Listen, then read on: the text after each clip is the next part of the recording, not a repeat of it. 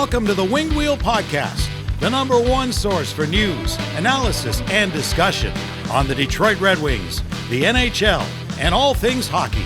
Here are your hosts, Ryan Hanna, Brad Crisco, and Evan Lopsinger.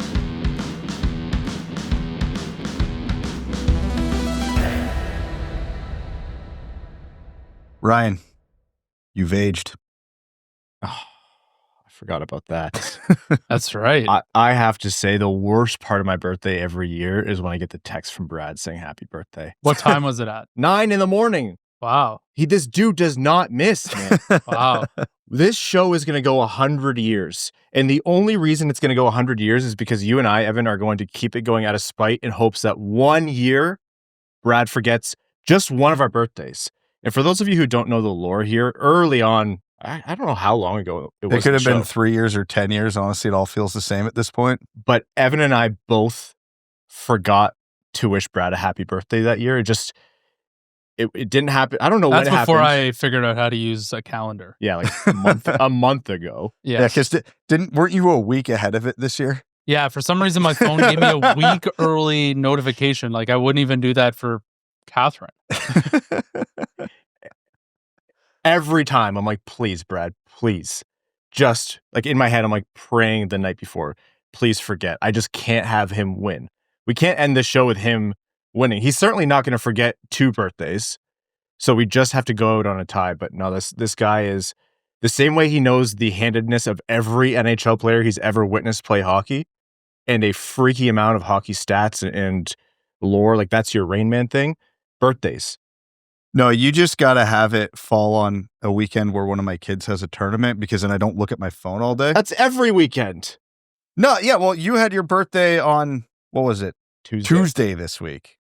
I didn't choose. Tuesdays are slow. I'm not going to miss on a Tuesday. A Friday or a Saturday in the middle of hockey season, 50-50 at best. I wonder what, well, it wouldn't be on a weekend next year, but yeah, you're in June. in like 5 years, it'll be on the weekend. We'll test this theory out. I think we figured out that the 40th is going to be on like either Friday or something. Anyways, we'll fit one day. You're getting close win. to 40, eh? No. No, I'm not like you. Although, boy, do I feel it. Anyways, thanks. And you're a terrible friend for remembering. Yeah, no problem. Well, the angrier you get about it, the more likely I am to not miss because then I will just start doing it out of spite. Yeah, the response was genuine. I wasn't happy. I was like, hey, thanks for being a good friend and also piss off. Well, to be fair, I didn't just say happy birthday. I did call you a dipshit in that message. As you should. I'd be concerned if you didn't. All right. The Red Wings have played hockey. The Red Wings are going to be playing hockey coming up, and there's a lot to talk about on that front. So, folks, welcome to the Winged Wheel Podcast. Here to talk to you about all things Detroit Red Wings hockey, the world of the NHL, and lots more. I'm one of your hosts, and creeping towards the grave, just like the rest of us, Ryan Hanna. I'm Brad Crisco. And I'm Evan. This episode of the Winged Wheel Podcast is presented by Green Light Lending. Red lights are meant for lighting the lamp at the rink, not your home ownership goals. Head to gogreenlightlending.com today for creative mortgage solutions with flexible closing cost options. Licensed only in Michigan, NMLS 2676683, an equal housing opportunity lender. On this episode of the Winged Wheel Podcast, we're going to be talking about both Red Wings games that have happened since last time we recorded, against San Jose and then last night against Vegas. We're going to be talking about storylines and takeaways from the Red Wings, Moritz Seider getting recognition across the league finally, the PK turning around huge this season and the impact that has had, notes on Patrick Kane, the Red Wings prospects, all of that and lots more, and whatever else we get to before overtime. Very quickly, Winged Wheel Podcast night at the LCA. It's coming up fast here, 10 days away. Saturday, November 15th, it's the Red Wings versus Sabres game.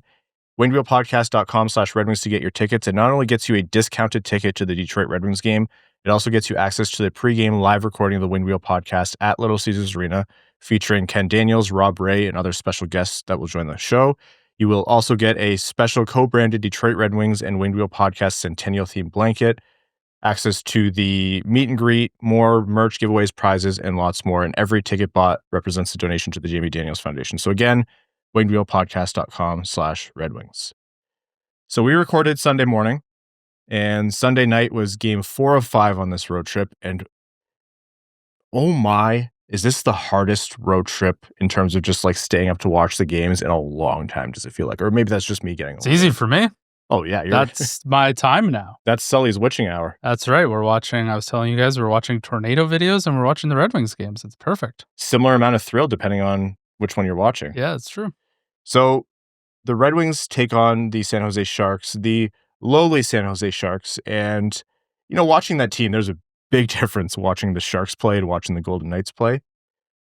And Detroit ends up winning 3-2 in a shootout in a game where they probably, again, should have closed it out in regulation. I think the summary for it all is you're not going to complain about a loss, especially that deep into a road trip. You understand where the legs are and where the energy level is, and you haven't been home in a while in your own bed. So you'll take the win, but I think they played down a little bit to the Sharks. But they still stole away the 2 points in the end. So I think all in all, you can't complain too much, but it definitely was an up and down game. Well, first of all, they were playing a former Red Wings goaltender, and there was a couple Sharks players who had yet to score their first NHL goal. So a couple things that happened that game were very predictable that helped San Jose get to overtime, because I don't remember Ned playing that well while he was in Detroit. At the beginning for like 5 games, yeah, he did. Yeah, and after that, he made a lot of 10-bell saves against the Wings Sunday night. I don't know. I felt like Detroit controlled that game for 58 of the 60 minutes. It wasn't like they were laying a beat down, but they were not giving much up to San Jose. They were getting their chances. Much like earlier in the year, they were having a problem converting their chances. Mm-hmm. A lot of missed nets, couple posts, a lot of big saves from Nedeljkovic, like a full windmill glove save on Dylan Larkin. Come on now. Like, how often is that going to happen? What a beauty.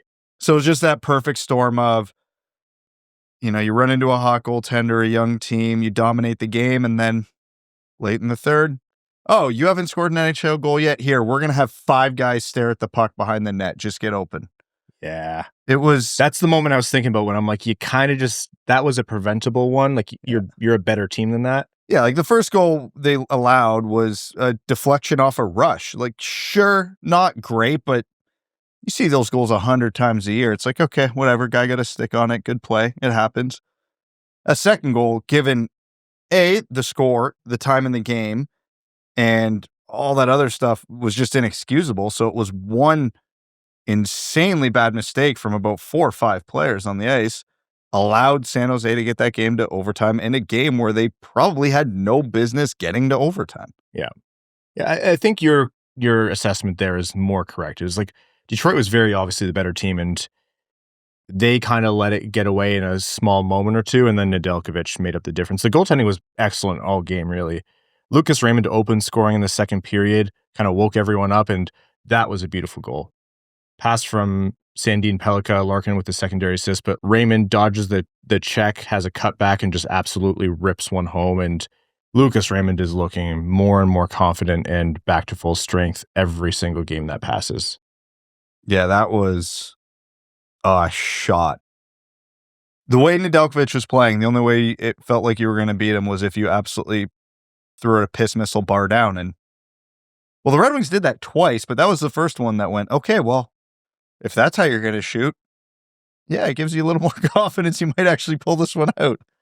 And then the second goal to, again, give Detroit a 2-1 lead was Moritz Seider officially gets his first goal of the season. So last episode, we talked about the goal that was called off for reasons unbeknownst to us.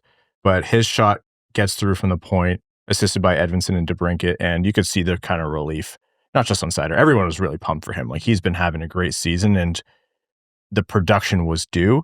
Nice to see Seider break through for his first. And then, as Brad said, Sam Dickinson scored with, 3-ish minutes left in the third period to tie the game. His first goal of his NHL career, and the San Jose Sharks, that's how they sent that one to overtime.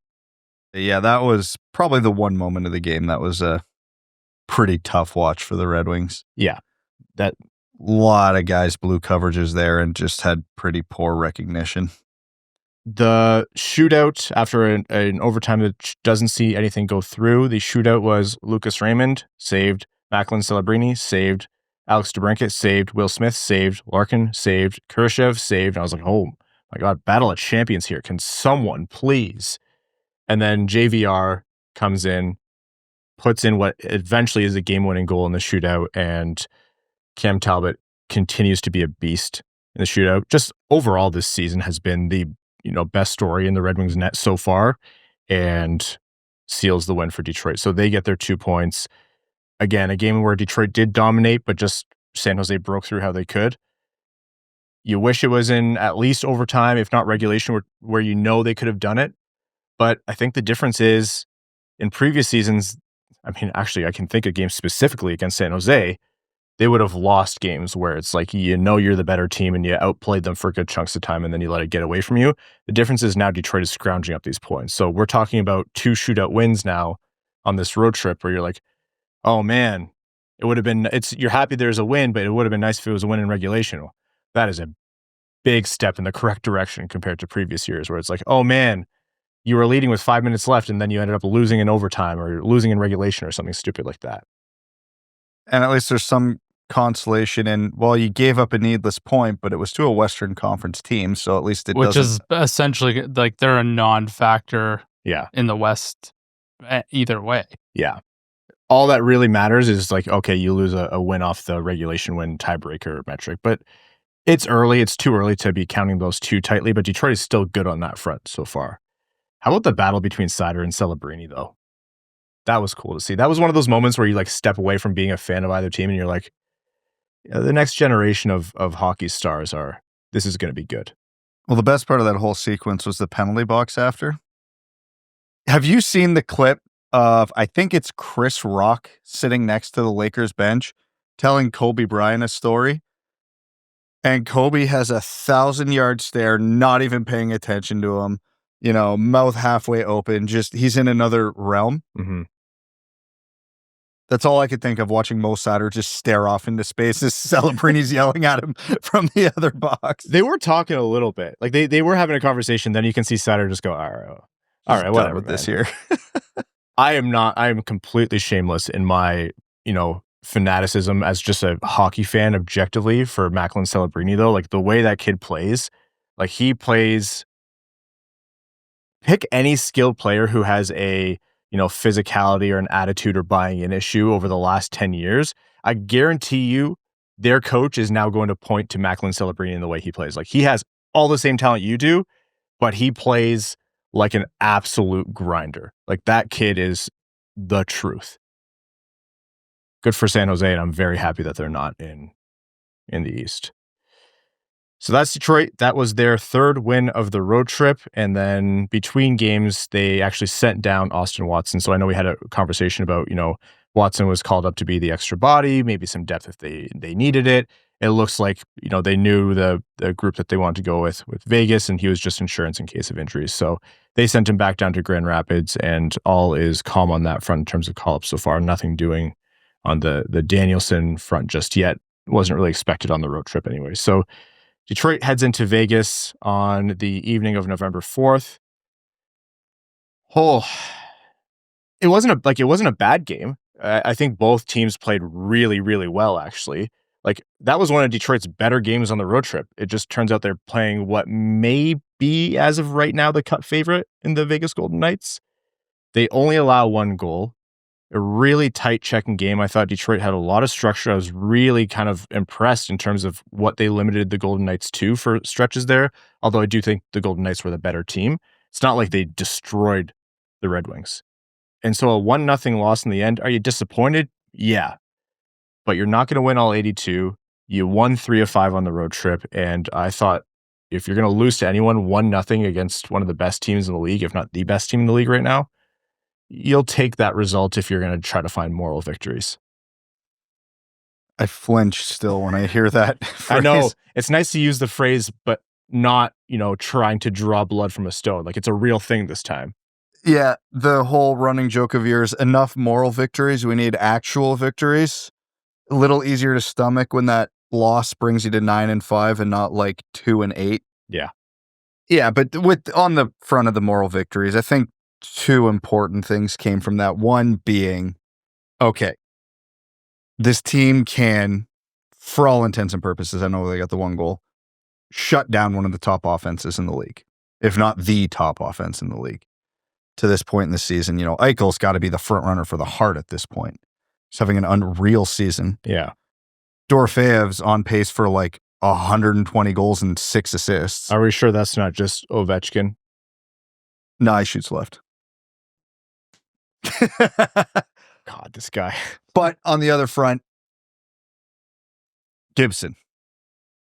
Every good game he can string together is only going to help his confidence and get him going forward, because we've given and heaped praise upon Talbot this year, but Gibson hasn't been awful, but he hasn't had many great moments. So to see him put together a game like that against a team like that, though he looks uncomfortable at times, but I think that's just always who he's been. Yeah. Just make the save. And he had a good game, so that's at least something else to build off of. Yeah, let's talk about Talbot and Gibson. It's like you can think of moments where Talbot has absolutely stolen a game, or where Gibson has strung together, a game like the Golden Knights game, or games like how he did after he started for the first time after his terrible, home opener performance.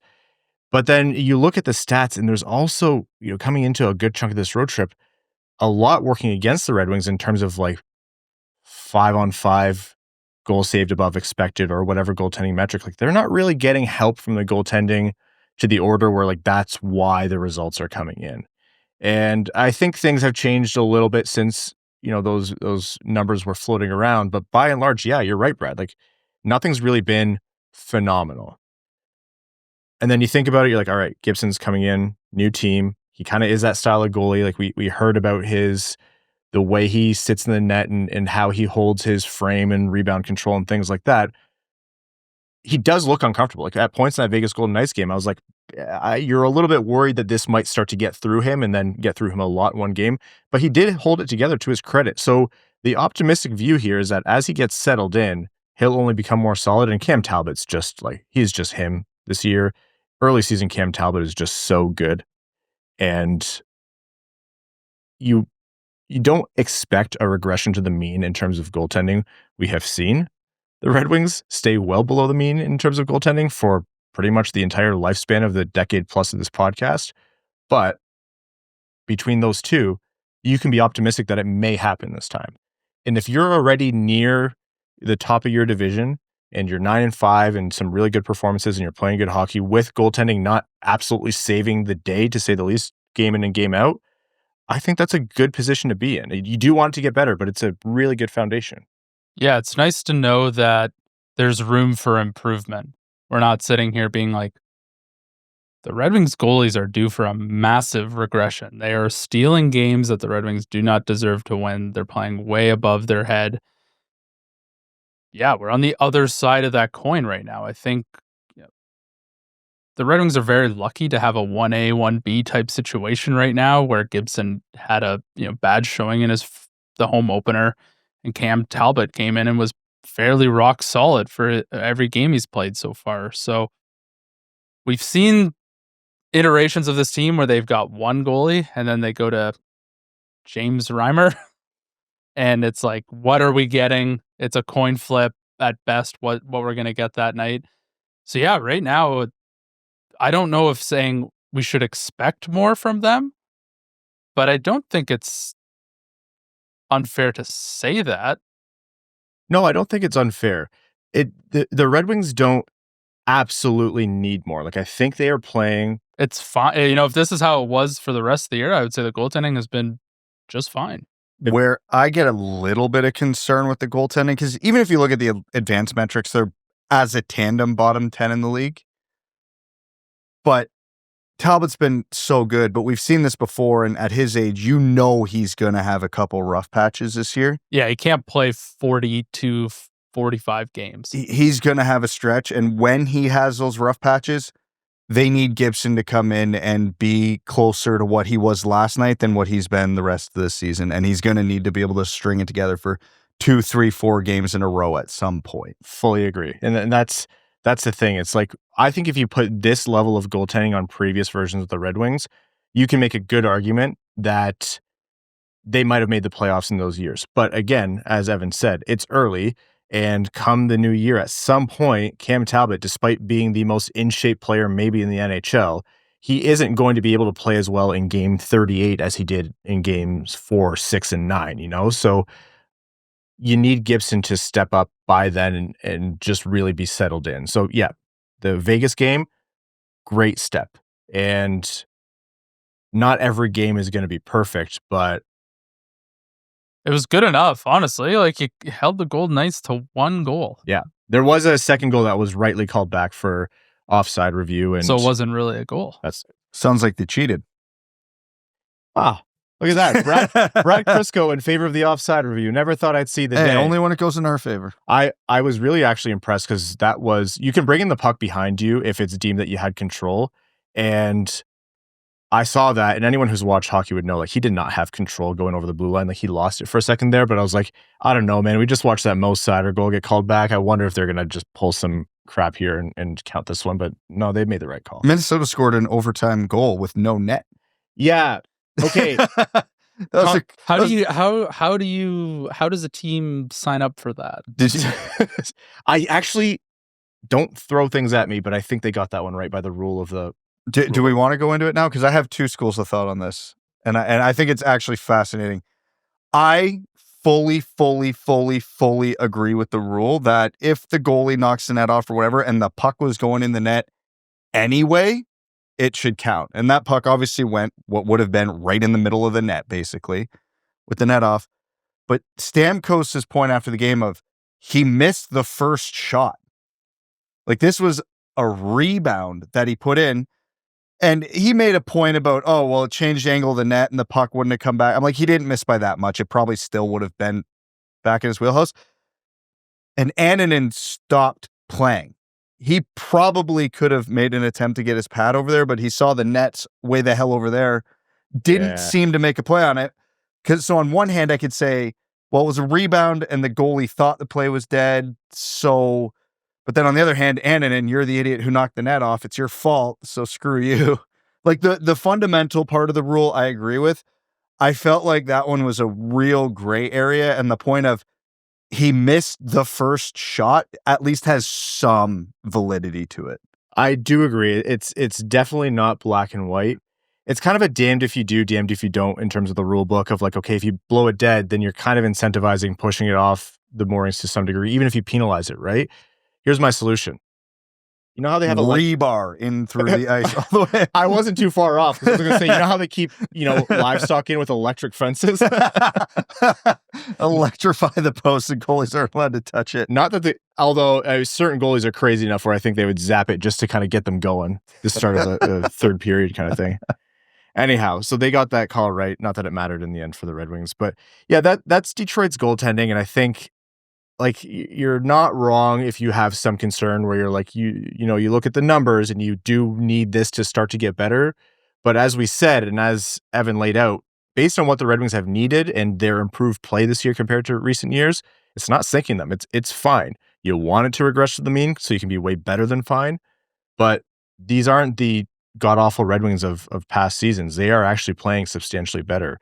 And I mean, we'll talk about the PK on the other side. They are certainly helping their goaltending on the PK as well by selling out to block opportunities too. So it's kind of, knock on wood here, but steady Eddie a little bit for the Red Wings, or more so than we've ever seen. So that is Detroit's road trip wrapped up. Thank goodness they are back home for the next 4 games. After this, they have the New York Rangers on Friday night at 7 p.m. Eastern at the LCA. And then on Saturday, 1 p.m., they host the Chicago Blackhawks. We'll be recording right after that Blackhawks game. I think of other episodes we recorded right after a Blackhawks game, immediately after. And can't think of it. I didn't, but you guys did. That's right, yeah. You're going to be here Sunday, right? I'm planning on it. Okay, so Brad and I will avoid clipping ourselves once again. Unfamiliar with what you're referencing. Yeah, me either. Detroit, 3 of 5 possible wins on the road trip. Just final thoughts on how they did on the road swing, how you feel? Seen some awful West Coast road swings from this team over the years. The fact that they're walking away with 3 out of 5 wins on the road, not getting the matchups you want, I don't know how you could be upset with the outcome. I'm supremely excited for 7 p.m. puck drops again. Oh my God. Like the last night, it was just past midnight. And I was like, I don't think I can do it. I need to go to bed. I was like, save yourself. Don't even, like, I can't believe we used to do that as kids all the time. I don't know how. It would be unfathomable. Like, I would cheer for the Red Wings no matter what for the rest of my life and forever and ever. How did little kid Brad decide to cheer for the Red Wings when they were in the Western Conference? My God. what was it? Remember the 0-2 Cup run? They went through. They didn't play a road game in the Eastern Time Zone until the Cup Finals. Like, I don't how know. did we do this? I don't know how high up Gary's office is in New York City in the NHL offices, but if they ever get moved back to the West, I will learn. I will train with every fiber of my strength to throw a brick as high as I can so it goes through Gary's window. Not that I don't think the Red Wings would ever allow it, but yeah, I don't know how we used to do that. Anyhow, back to reasonable start times. More on the Red Wings and what has turned around for them, including Mo Seider, although he's just taken a big step forward. After this break, a word from our sponsors first. Watching hockey isn't always the easiest when the team's on a West Coast road swing, so most of us have had a cup of coffee in our hands to help us out. Let's make sure it's a good one. We've been on Coffee Cult for a while now, and right now their holiday blend is what's in our mugs. It's a dark roast with some medium dark notes made from 100% Arabica beans out of Ethiopia and Guatemala. You get this rich base of baker's chocolate and brown sugar, then these subtle hints of apricot, blueberry, a little cherry. It's warm, bold, and weirdly festive without being over the top. Basically, it tastes like what this time of year should. You can grab the holiday blend or any other Coffee Cult coffee and get 15% off with code WWP at coffeecult.com. And if your order's over $49, shipping's free in the US. Plus, if you're hunting for a gift that's easy but still hits, grab the new Coffee Cult loot box. It comes with a branded mug and a 12-ounce bag of mystery coffee. You won't know what excellent Coffee Cult roast you're getting until it shows up. It's a fun way to introduce someone to Coffee Cult or just treat yourself with a little surprise. Again, that's coffeecult.com. KOFFEEKULT.com. Code WWP for 15% off. Stay caffeinated, stay festive.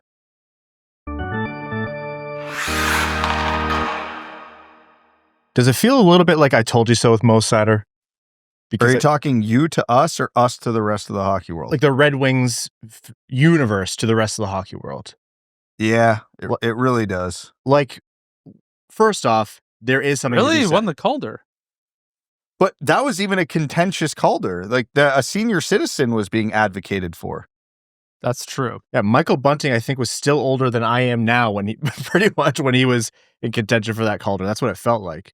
But Mo Seider, first up, we do have to acknowledge it's not like he's been getting better every year, and we have been saying every year it's masked by how poor the Red Wings have been or what he's been asked to do on the ice. And there was the whole thing for like 2.5 years where it's not that just he had the hardest deployment in the league. It was that he had record difficult deployment in the NHL in terms of where he was put out on the ice in defensive zone starts and tough situations against the other team's best players for pretty much every minute he was on the ice. But he has taken an even bigger step this season than we've seen. And sure, the point totals haven't been there. He can put up the points. We've seen the 50-point season, and we know that there's more to him. And he's not asked to do more offensively than he is defensively still. Like that he is responsible for keeping this team afloat. But just in terms of how much he's controlling and dominating the game and making the right plays, and if you're not watching closely, or if you're one of those people who don't watch other teams and you just look at the stat lines, you might not notice, but he is a force out there based on how heavy of a lift Mo Seider is doing well and extremely well. I don't think this is all about Mo Seider, though. He's better this year, but I don't think he's a whole heck of a lot different than last year when we were sitting here banging the drum going, no, you don't understand. He's actually really, really good, borderline elite. And everybody was pointing at the numbers going, no. I think this is a symptom of the overall team improvement. Mo Seider now playing within a proper system, a proper penalty kill, a good 5-on-5 team. And when it feels like he doesn't have to put out a fire every other shift he's on the ice, it's freeing him up to actually play his game. Yeah. Right. The Red Wings not being complete dog shit helps too, right? Like when your team is bad, the national focus isn't going to be on the Red Wings. But when the Red Wings come out hot, they beat the Leafs back to back. They got a lot of people talking about them. That's when you start to get eyes on your team. And the Red Wings and Mo Seider specifically just kind of blend into the surroundings when they're a mediocre fringe playoff team. But now that the Red Wings are making some noise, people are starting to realize like, oh yeah, Mo Seider is what Red Wings fans have been telling us. We just haven't been truly exposed to it. Dom Lucian had an article on The Athletic, and I'm going to quote a couple pieces in there. He mentioned that Larkin, Raymond, DeBrincat, and Seider have all taken new steps this season. But of those four, the biggest development, and I quote, belongs to Seider, who is cementing himself as a franchise star. Despite playing a lot of tough minutes with Ben Sherratt, Seider has a 56% expected goals rate to start the season, and 53% of the goals, both are well above Detroit's team average. By net rating, which you can see, I'll link the article so you can see how Dom uses that. Only 4 top pair defensemen currently rank higher than Seider. Cale Makar, Zach Werenski, Adam Fox, and Josh Morrissey. That is elite company for Mo Seider to be in. On top of that, Seider's current projected net rating of plus 11 ranks 12th amongst all defensemen, and he's the only one with an offensive and defensive rating north of plus 5. Like, this is a Norris vote level season. This is, you have more than just people in Hockeytown saying that this guy is elite. It shouldn't be a coming out party. This is nothing new for Red Wings fans. You're not wrong, Brad. Like, he's not playing in a completely different way. It's just what's always been there, and it's being uncovered. I do think because he's improved, as he has every year, but the rest of the team around him is just dragging him down less. Yeah, it's one thing to play your game. It's another thing to play it with a boat anchor behind you. And for the last, not that the Red Wings were a dumpster fire the last couple of years, but at no point outside of a couple of heaters have the Red Wings looked like they've looked through the first 14 games this year. They're a positive penalty kill team. They're a positive power play team. They're a positive 5-on-5 team. This never happened. Even in their heaters, people would point and go, yeah, this isn't sustainable. Look at this bad stat or this. Their power plays at 45%. Exactly. Their shooting percentage is somehow over 100. There were warning flags, and those aren't up this year. And, now Mo Seider can go out there and do what Mo Seider can do. Realistically, what outside of just doing it better and more efficient has changed from Mo Seider's game this year? I still feel like he doesn't shoot the puck enough. I still feel like he doesn't, lay people out as much as we might want him to. Exactly. I don't think he's changed his game fundamentally. I don't think he's 50% better than he was last year in terms of the way he's playing. 5 to 10%, sure. He's still at an age where he's going to improve incrementally, but we've seen guys take steps from being a nobody to a superstar. That's not what happened here. He's always been good. And again, I say this with absolutely no respect to what's happened the last 10 years because it didn't deserve any, but nobody in the national media pays attention to the Red Wings because they've been awful. They've been the worst team in the NHL to watch for the most part of the last 10 years. We would know. So why would anybody... 820 games. That's far too many. Sorry. But why would anybody outside of Red Wings fandom watch the Red Wings? And so the eye test wasn't there for Mo Seider for a lot of people. And then they look at the underlying analytics, and because the team was awful, his analytics were bad. And they go, okay, maybe he's just not that good. Now all of a sudden the Red Wings are good. The whole team's analytics are up. Mo Seider's analytics are up. And eyeballs are going over this way and go, oh, yeah, what is happening here? And to your point earlier about, I told you so, this is every Red Wings chance to go, he's always been this dude. We're glad you finally noticed. I think we're going to have the same similar conversation with Simon Edvinsson and maybe eventually Axel Sandin-Pellikka as well, because I think Simon Edvinsson has improved year over year, especially after he's been drafted. But I think at some point the roof is going to blow off and we're going to be like, this guy's he's Moritz Seider's running mate. I actually don't think we're going to have that conversation. I think because Edvinsson and Sandin-Pellikka got in on the ground floor with the Red Wings starting to get hopefully good for a sustained period of time, people are going to look at Seider and go, oh, he's great. And he has always been great. We knew this. We never said anything to the contrary. But look at what happened when the young kids came in, which there is actually some truth to that. Yeah. So it's going to be like, oh yeah, these rookies came in, Edvinsson got a couple full seasons, and all of a sudden the Red Wings are good. So they must be good. And honestly, I don't even say that facetiously. It's true.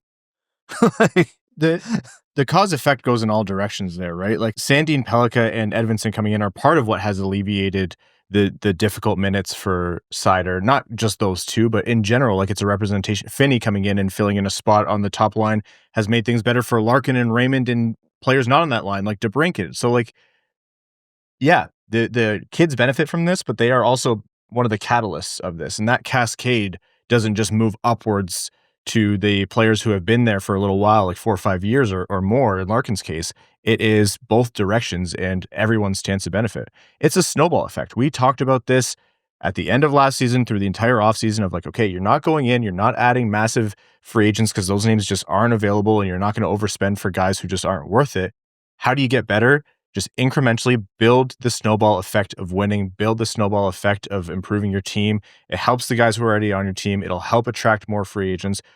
With Mo Seider there and seeing Simon Edvinsson there and seeing Axel Sandin-Pellikka there, if by some miracle the heavens above open up and the hockey gods will a top pair left defenseman to be on the free agent market come July 1, which, God, is that even remembering both of our birthdays in 1 year is more likely than that happening. But let's say it happens, then that free agent will look at Detroit's defensive core and say, okay, I'm not going to be asked to be a tugboat here. I'm not going to be asked to be the only thing holding up this entire team. Like, we are coming into a defensive core that's already much improved and only getting better because the most important pieces are still really young.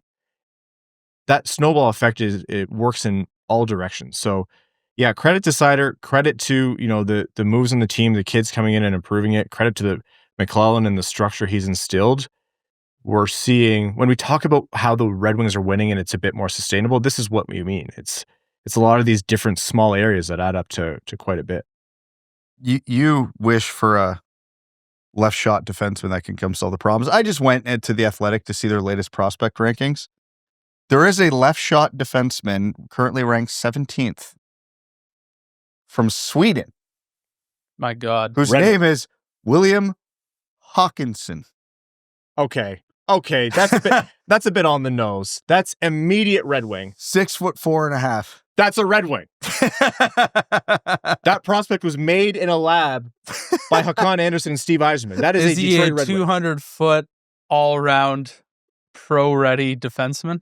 Hawkinson is a huge defenseman who skates quite well for his size. Oh my God. He competes well and can kill a lot of plays. His pure puck play won't overly excite teams, but he has decent enough hands that can make a reliable first pass. If that's not 200-foot forward into defenseman, I don't know what is.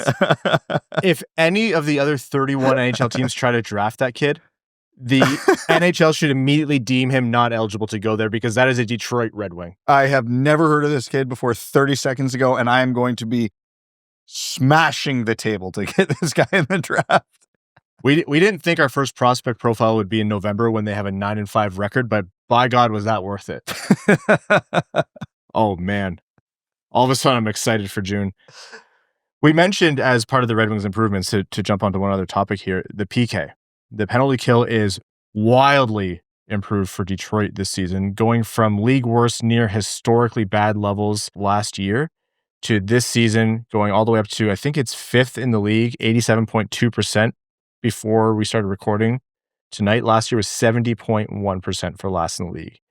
That is a massive turnaround, and this is a big sample size now. We've seen a lot of games where it's like third period, you're like, oh yeah, the PK has been perfect once again. And you can see they're playing with more structure. They're playing in a way that kind of covers for their faults and makes sure that they're not letting opportunities through. They are selling out to prevent chances from reaching the net at a rate more than any other team in the league. Prashant Iyer wrote a really good article about that. This team is doing the right things on the penalty kill. We said in the preseason, like, if you're going to change one thing from last year, you can flip a coin on whether you want it to be goaltending or the penalty kill, but you change either one of them, and the Red Wings are a playoff team the last 2 seasons. And it looks like the PK has made a massive, massive jump so far. Well, it seems like the mentality on the PK, and obviously the structure follows that a little bit, is they're fully selling out to not give up high danger chances. They are basically daring teams to take shots from a distance. Like, we're going to let you have it. You want to shoot from the top of the key, it's all yours. But we got 3 guys between that and the net and a goalie. So if you can get it through, yeah, you might have a goal. You just play percentages, Yeah, right? exactly. Like give up the low percentage, protect the high percentage chances. If the opposing team scores on one of those low percentage one, it's like, fine. Well, I'll take that all day. And like you think about what the goaltending has needed. John Gibson, we mentioned, has needed to come in and take some time to get settled. He's put in the good performances, but you've also seen the moments where you're like, this guy needs to get settled. I'll tell you, that would have been way harder if he was just going to get shelled on every penalty kill and being asked to do the toughest job possible. And instead, the Red Wings are protecting against that possibility and really not just helping the team, but helping Gibson long-term this season, you hope, continue to settle in. And the same goes for Talbot, of course. Like, okay, you want Talbot to be able to play more games for you at his, this last stage of his career. Great. Make the load a little bit easier for him to lift early on in the season. Don't, run the tank dry by December 10th kind of thing. The special teams, and like what's impressive too is the rate that the power play is clicking. You can see Patrick Kane being gone is starting to have its effect on the power play. They've lost a little bit of juice. The offense in general, I think, is missing a bit of magic right now. And you hope when Patrick Kane comes back, it's not just his play, but he reinstills that into the guys around him. But still, it's not like the power play is awful. It's still a really good power play. So the special teams so far are not just not a problem. They are part of this solution this year for the Red Wings. Yeah, and every top NHL team has at least one elite unit, and the other one isn't bad, right? Like the Red Wings power play last year was elite. But their penalty kill fully offset it and then some, and that's not a winning formula. So, what was that stat Prashant had about they're a plus power play team, a plus 5-on-5 team, a plus penalty kill team by whatever metric it was, and every team who's ran that has made the playoffs. Yeah. It's where they're at now. 14 games. Obviously, who knows what is and isn't sustainable, although a lot of what they're doing does feel sustainable. And that, again, key point you made, is without Patrick Kane. And again, we know what Patrick Kane can and cannot do at this point in his career. But his bread and butter is the power play. So, again, do I think it's this level of sustainable? No. But does it look like two units that can be in the top half of the league for the entirety of the season?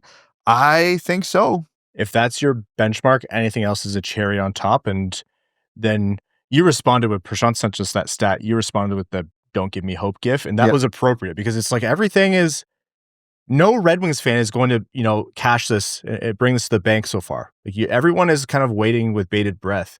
Not because you're expecting the collapse, but you're like, it almost feels eerily good. But like Evan said, you boil it down to any one of the individual components, and this looks like solid hockey. Isn't the general rule of thumb for your special teams to equal 100%? So it's like that would be about league average. Yeah. Yeah. Like if your penalty kills 80% and your power play is 20 or 100. So you've got pretty competent special teams. I think the Red Wings are 109 or 110%. So I think their penalty kills top 5 in the league, which is hard to believe given it. If you would have told me one calendar year ago that the Red Wings would have a top 5 penalty kill in the league, I'd say, did they get guns? What Vezina goalie? Yeah, did we get guns? Yeah, what Vezina caliber goalie did the Red Wings get in the offseason? But yeah, it also helps that they've brought in, you see Axel Sandin-Pellikka playing the penalty kill, a cerebral player who understands when to take chances and when to, give it up a little bit. So it's great to see. If we sometimes get comments on YouTube and they're like, is Evan just texting all show? I'm like, no, he generally uses his phone for notes, and sometimes when he has to do can't remember anything. Tough math, 20 plus 80. That's what he has a calculator app. I do, yes. Right now, yeah. Yeah. That's the Red Wings special teams. Just a quick look at the prospect pipeline. You might have caught that we posted an update on that front on socials. Follow us wherever, Instagram, Twitter, wherever you want to look up the Winged Wheel podcast. But the Red Wings pipeline, I know we've talked about it already, but there are a lot of guys here who are doing some really special things. Eddie Genborg, the second round pick, the Bulldog that we talked about from last draft, through 18 games played in the SHL, 7 goals, 6 assists, 13 points, leads the SHL in U21 points. And it's not perfect comparables. Like there's other situations that go into this, but in his draft plus one season, like his point scoring rate is really, really good, surpassing guys like Lucas Raymond's. Again, there's broader context to the whole season. We're not saying Genborg is Raymond, but you're seeing this out of a guy who wasn't really picked to be a high point producing forward. That wasn't his calling card, although it is part of his game. Really strong start for him. Max Plante, leading the NCAA in points, top 4 in goals. Brent Solomon continues to lead the USHL in points. Then you have Sebastian Cossa off to an unreal start in the AHL with the Grand Rapids Griffins and how well they're doing. 2nd in save percentage, 4th in goals against average. You have Jesse Kiiskinen, 2nd in U21 points in Liga, and then Dmitri Buchelnikov, 3rd in U23 points in the KHL. Like the reinforcements, whether far or close, like it's more than just what's made this team and more than just what's in the AHL even. Like everywhere, things are looking extremely positive.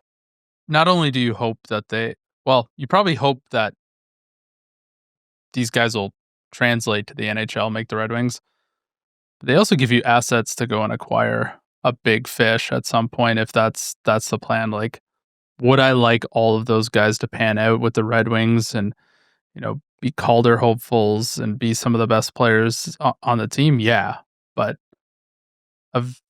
not all of them are going to make it, and there's obviously only so many roster spots. Yeah. So it offers you a little bit more flexibility should a big name player have interest in Detroit.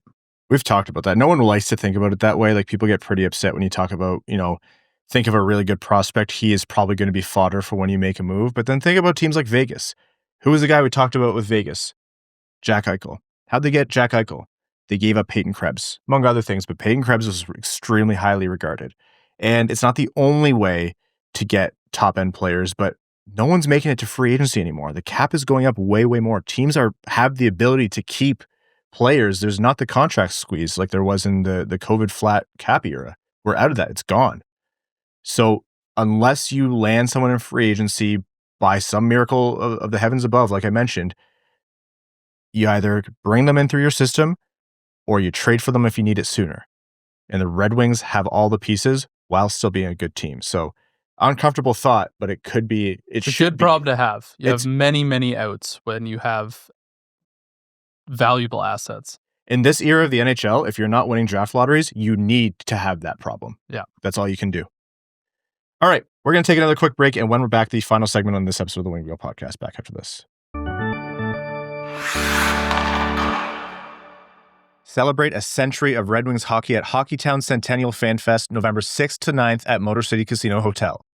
Experience the ultimate Red Wings celebration, packed with activities for fans of all ages. Meet and mingle with over 50 Red Wings legends and Hall of Famers, including Sergei Fedorov, Scotty Bowman, Nick Lidstrom, Steve Yzerman, Chris Chelios, and so many more. Exclusive merchandise, interactive experiences, skills challenges, autograph sessions, and more. You won't want to miss this once-in-a-lifetime event. Tickets are going fast. Get yours now at DetroitRedWings.com/fanfest now. Are you planning your next large group trip to the Canadian Rockies or want to find somewhere to go with your family or friends?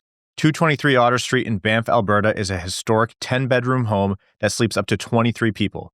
Winged Wheel Podcast listeners can comment in the booking notes on Airbnb or Vrbo to save 10% off before June 2026. Check out the listings on Airbnb or Vrbo in the links in the description to find out more about this incredible vacation property. We're going to overtime. Overtime is brought to you by our Patreon supporters, patreon.com/wingedwheelpodcast. If you want to support the show, join the Dub Club. You get access to benefits like our bonus overtime episodes. They record right after these main ones. We let loose. We have fun. We get thoughts with Evan.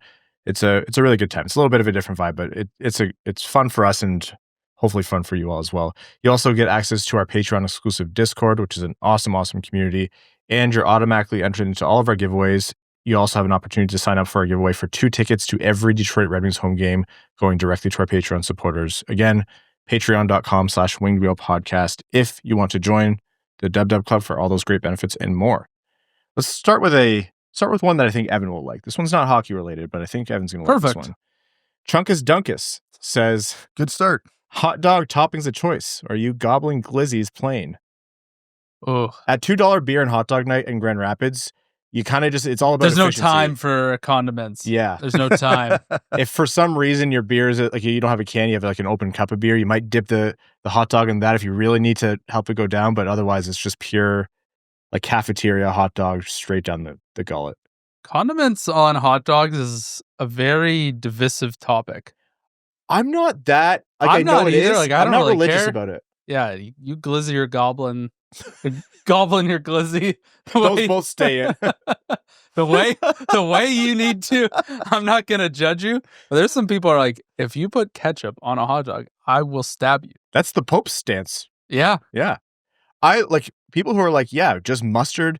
Like I really like, sorry, Brad. I really like mustard and onions kind of thing. I think that's a good one. Sure. I sometimes put ketchup too. Chili on top of a hot dog? Yeah. Why not? You know what I have right now, just because I have it at home? I've been adding a hot horseradish that I get from the farmer's market. Makes a lot of sense. Yeah. There's two ways I go on this. If it's just a traditional hot dog, ketchup, mustard, relish. Traditional goes great. If you're getting like more like the Polish Don't call that sausage, traditional. They're going to shoot you. fair enough. If you get like a Polish sausage, that's where the sauerkraut comes in for me. Yeah. If you got a nice brat, like If I had to personally choose, I'm just a ketchup guy, but you know what? I'm not going to tell you how to eat your hot dog. At risk of stealing from our bonus overtime episode, you were telling me you don't like onions, but the same, you like sauerkraut. they don't taste even remotely similar. No, but they're cousins. Like Yeah. flavor-wise, those are cousins. Am I not? I have cousins I'm related to that I can't tolerate and I'm like best friends with. So I just feel like someone who doesn't like onions would probably not like. You're like an onion enjoyer by proxy almost. sure. Where on your head were you dropped? Oh, a few instances. I mean, I'm also. Do you like coleslaw? Yeah. That doesn't make any sense to Do me. you like a vinegar-based coleslaw or more of like a mild or a sweet coleslaw? I could go for either. What are you? I'm half German, so I'm kind of legally required to like sauerkraut, to be fair. You're half something else, but that's for the bonus overtime episode. that's fair. With apologies to the Pope, GH says, is it just me or does DeBrincat look like he's found another gear in his skating? He's been buzzing lately. Both speed and edge work look as good as I remember since he got here. Somewhat curious if you think Kane not being in the lineup is impacting this at all, assuming he's usually setting the pace for that line. No, I don't think so. Again, like Seider, I don't think DeBrincat looks any dramatically different this year. He looks quicker. He's playing with a bit more pace, but a lot of the things he's doing this year, he did last year. I think just the team overall is playing with more pace. Well, that's the thing. The guys playing with him now are keeping up. And I know he played a lot with Larkin and Raymond and Casper and Kane last year, but the defense on the ice affects that a lot too. When he has clean trends. Actually, this is probably what it is. The Red Wings are having clean transitions out of their zone, which is giving him the chance to carry the puck through the neutral zone unimpeded or with pace or with speed, which he might not have had as many opportunities to do last year. Rasmussen and Petrie on a 2-0 breakaway says, if that often discussed award for best defensive defenseman actually existed, would Seider be among the favorites to win it so far this season? Oh yeah. Seider, Slavin would always be in it. Yeah. Yeah, no, he'd definitely be in it. Uper in the D says, now that the initial wow, these kids are good vibes are wearing off regarding rookies, we're seeing a lot of fans jumping off the wagon and more reasonably some fans saying, whoa, wait, hold on, they have a few flaws. What's your take on this? Are they in a downward spiral as the wagon jumpers would have us believe, or is this just what we should have expected to see? Are Pellikka and Finney in trouble? Pellikka's been getting better. I think everything you've seen so far is expected. They're going to continue to be flawed. Very few players are going to come into their positions and be absolutely flawless. Finney was extremely hot, cooled off. Pellikka has, Sandin-Pellikka, you've seen the mistakes, but you've also seen him, work on that while still having that cerebral way of thinking the game that Evan referenced earlier. Yeah, everything's been about as expected for good young players. Yeah, Finney's been fine. I wouldn't say he's getting better or worse. He's kind of been doing what he's been doing all year. ASP, I feel like this road trip, he made a lot less mistakes than he did on the homestand before it. Steadying his game quite a bit. Yeah, he's figuring out, and even at that, some points are starting to come for him now. Like, obviously, the Raymond goal against San Jose was an incredible move by Raymond. Don't dismiss the play Sandin-Pellikka made to get him the puck. Like, he's getting better. He's that guy that I think is within a year or two gonna have that like rocket ship to the moon type vibe around him. Yeah. And like, with Edvinsson going up to the first pair and things moving around and Sandin-Pellikka and Sherratt getting minutes, like things are going to change in terms of his deployment too. And it's not all good or not all bad. Like they might seek to, and probably have to a degree, seek to shelter him a little bit as they found out where he's been struggling to make sure that they can still use him effectively. But yeah, all signs are positive so far. It's just not, astronomically, overwhelmingly good game in and game out. I think that's fine. He's a 20-year-old sub 6 foot defenseman. The fact that McLellan is still giving him huge minutes in the top 4 should tell you all you need to know about where ASP's game is at right now. What exactly is a distinct kicking motion? Says, I don't know about you guys, but I've been noticing a big skill discrepancy between the top guys in Finney, especially on power play 1 and 6-on-5. No hate, but I think he should be replaced with a Casper or JVR or maybe a Soderblom in those situations. He should spend some time with guys like JVR or Kane and learn a few things before he gets another shot. What do you think? I think that, the gap between the other forwards in the top 6 and Finney is there. He's, again, we've beat it to death, but 2 years removed from being a 7th round pick. I would argue there is not a better option on the roster right now to play in that spot than him. I don't think JVR has the legs to keep up with those guys, and I don't think there's anybody else that has the skill to keep up with those guys, and I'm not breaking up the second line, so I'm not putting Casper up there. So, almost by default, it's still him. You need Kane back is what you need. Like there's a skill gap and you need Kane back, especially in those power play situations. Then everything will kind of slot in a little bit better. Trent L says, here's a fun hypothetical. Just reading ahead, this isn't fun at all, but for the sake of it, which Atlantic Division opponent would be the least painful team to be swept by in a playoff round from a fan's perspective, and which team would hurt the most? One that would hurt the least, Buffalo? Yeah, because you'd have that little bit of feeling good for Sabres fans if they got that. Florida, because they're the Cup champs back to back, and you're like, yeah, okay. That'd probably be a proper beatdown. Yeah. I think what would hurt the most, you almost want to say Montreal. No, it's Toronto. But it's Toronto until the day I die. Yeah, even I agree with that. If we take the default Toronto out of it, because it's always going to be the answer, I think the second choice is also pretty clear. It's Ottawa. Yeah, it's Ottawa. I would not Montreal fans eat their hot dogs like a cob of corn. Over an hour in before we get Evan versus the French. Oh, man. All right. A-Wit says, I'm not sure if it's just me, but Berggren has been more noticeable in a good way recently. I hope he can find a way to stay with this team. I love his energy, something the team needs more of on the roster. If he can just be consistent defensively, I think he's fine. He's got more creativity in the O-zone than any other forward in the bottom 6. He can be used effectively on the second power play. He's one of we talked about this in a different context, but he's one of the goofballs that an NHL locker room needs. Like you can see he's the idiot who keeps the mood up, the spirits high, gets everybody laughing constantly. He's just got to be consistent and not making some dumb mistakes. And that has been getting better. Yeah, I agree. But he's still not to NHL average on that front yet. You can tell that what they're working on with him is his play off the puck. I'm less concerned about any kind of, someone saying, well, he's not outscoring those deficiencies, which I have said in the past, but then I look at it, I'm like, I'll wait until Nate Danielson's playing center for him rather than, Compher or Kopp or something, or Rasmussen. Like it's, you can only say that so much when you have Michael Rasmussen at center, which just does not work. But yeah, you can tell they're working on his play off the puck, and you can see him doing those things intentionally, and you get the gaff from time to time. But I mean, so do you get that from virtually every other player in the bottom 6? Like Mason Appleton, who often is asked to play in the top 6, is probably the most removed from any kind of qualms you have about Detroit's depth, and everyone else to some degree this season has at points sucked to varying degrees. And that's a wide spectrum. Certain guys more than others. But with Berggren, I think you're right, Brad. Like there's the most there if he can get to that point. And so far, I do think he's taken the right steps since a rougher start. I want to see Nate Danielson come up and hopefully he gets to play with him. And then you see what maybe you get to reignite a connection there at the NHL level. All right. On that note, we're going to wrap up this episode of the Wing Wheel Podcast. Thank you all so very much for tuning in. Thank you to all of our sponsors and our name level supporters on Patreon, patreon.com/wingedwheelpodcast if you want to support the show. And if you want to help us out, but Patreon's not for you, that's totally okay. You can just subscribe wherever you're getting this podcast, whether it's Spotify, Apple Podcasts, YouTube. Hit the subscribe button, leave a thumbs up, a rating, a review, a like, tell a friend about the show. All of those things are really, really helpful to us. And to all of our name level supporters on Patreon, we could not do this show without you.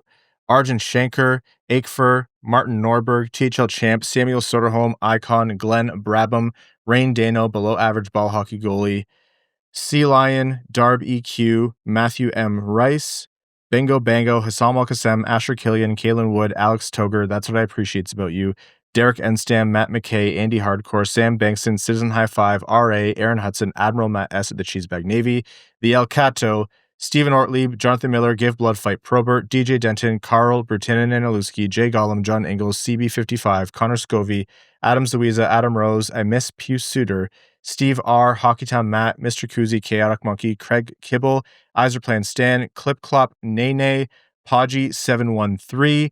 Now I have to learn how to click on a Macintosh. Griffin, not from Grand Rapids, Marty, Cozy the OG 13, Jeff Pridemore, Eric Hill, Butts Carlton, Best James Bond, Beer League Legend, Alec, Mark Hernandez, Slim Smitty Cards, Grand Rapids Girly, Anna Sleeman, William, Mike Asher, Chris Black, August, Brian Munn, Improved But Flawed, Chris 99 Jones, General Andy Bohan of the Cheesebag Army, Improved But Flawed, and Chris 99 Jones, brand new name level supporters. Welcome to the Dub Club, and thank you so much for your support.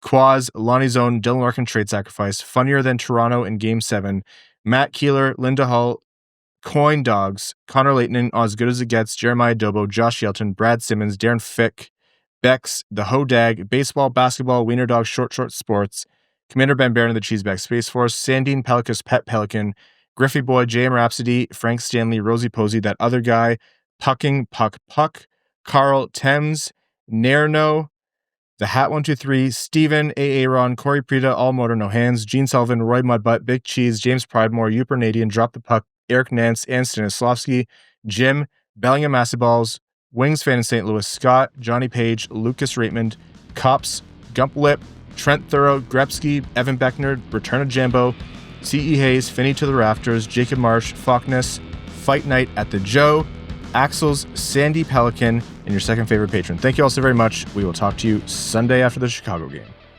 Thanks for tuning in to the Winged Wheel Podcast. Be sure to visit wingedwheelpodcast.com, where you'll find links to subscribe to the show on Apple Podcasts, Spotify, YouTube, or wherever you get your podcasts. You'll also find ways to support the show, like Patreon, official podcast merchandise, and more. And don't forget to follow us on X at Winged Wheel Pod, at Ryan Hanna, WWP, at Brad Crisco, and at Hockeytown Evan, as well as Winged Wheel Podcast on Instagram.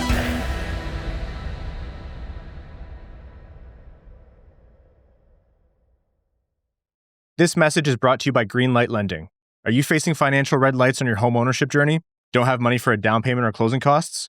Struggling with your current mortgage payment or other debt obligations? Or maybe you have a complicated situation like credit challenges or self-employment income? At Greenlight Lending, they turn those red lights green with creative mortgage solutions for purchase and refinance loans.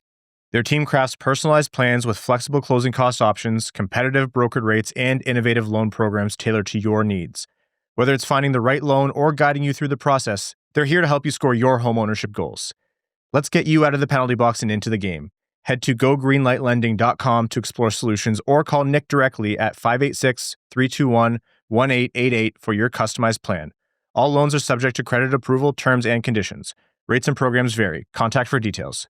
Greenlight Lending, lighting the way to your financial future. NMLS 2676683, an equal housing opportunity lender, proud sponsor of the Winged Wheel Podcast.